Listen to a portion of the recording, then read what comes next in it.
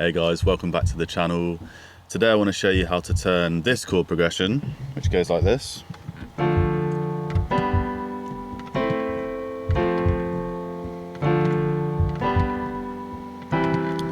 we're going to take that and we're going to turn that into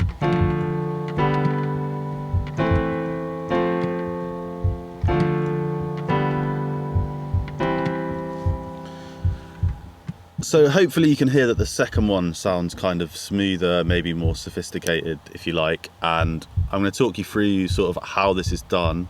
The main concept is going to be this thing called inversions, and also a sort of related concept called voice leading, which we'll talk about. So let's start by just sort of going through this progression as it is. I've got it up on screen for you, so it's just going D, G, A minor, F, D, G, C. So if you like your Nashville numbers, this is like 2, 5, 6, 4, 2, 5, 1 in C major.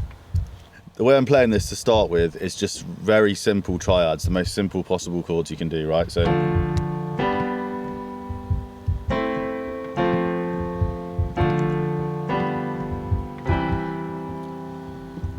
just super simple 3-note voicings, play a note, skip a note, play a note. Okay, so the first concept we need is what is an inversion? And what we'll do to study this is we'll look at the second chord in this progression here, which is G. So this a standard G major triad is like this.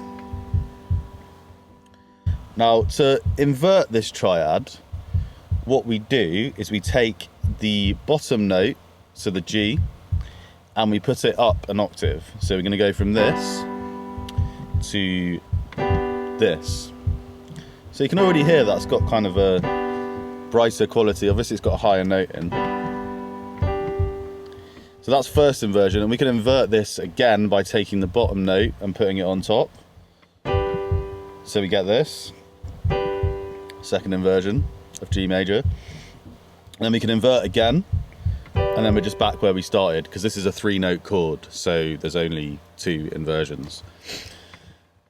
So all I've done to upgrade this chord progression from the first change is like D minor, G major. All I've done is I'm playing G major in, what is this? This is like second inversion. So if we started down here, put our G on top, and then put our B on top. This is second inversion of G major.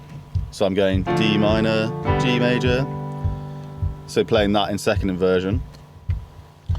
Oh yeah, and it's worth mentioning as well that the notation that you'll see, you won't always see this notated in a chart, but if this is notated that you're specifically using an inversion, you'll see this kind of slash notation. So this is a G chord, but with D in the bass.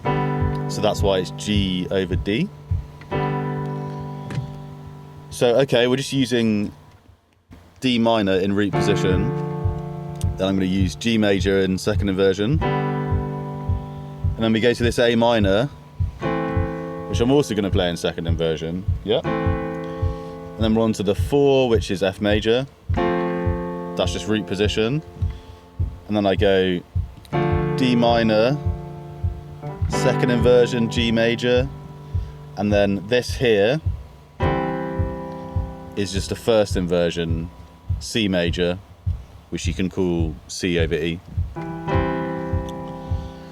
So the general idea here is that whenever you have a chord, or in this case, specifically in this case, a triad, there's actually more than one option for how to play it. So we don't have to just play C major like this. We can also play it like this, or like this. So this gives us like quite a few more options for every chord. And specifically what it lets us do is something called voice leading.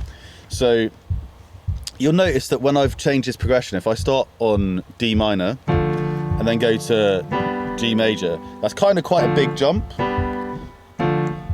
All the notes are doing these big jumps, but if I play D minor followed by G major in second inversion. Oh, can you see that actually those top two notes, they're just moving by one tone each. So that actually sounds quite a lot smoother than doing.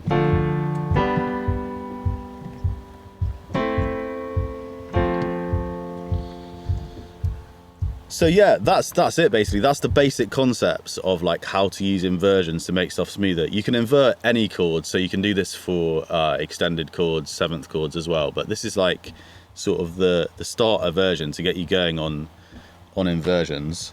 I think a good exercise for practicing this is you can just take a chord and just try and invert it up and down the keyboard. So like.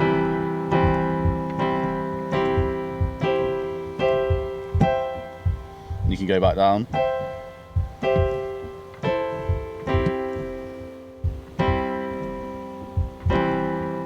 I made one mistake there. And actually, that's quite a musical thing that you can use as well. You could do.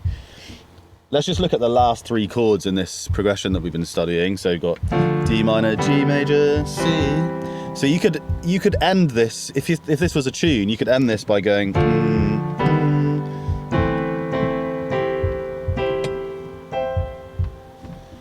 So all I did at the end there was just go up this C major chord, but inverting it. So I think that's probably the best exercise that you can do to get yourself into inversions. So yeah, I hope that was helpful, guys. Drop a comment, let me know, give me a shout if there's anything you want me to do a video on. Cheers for watching.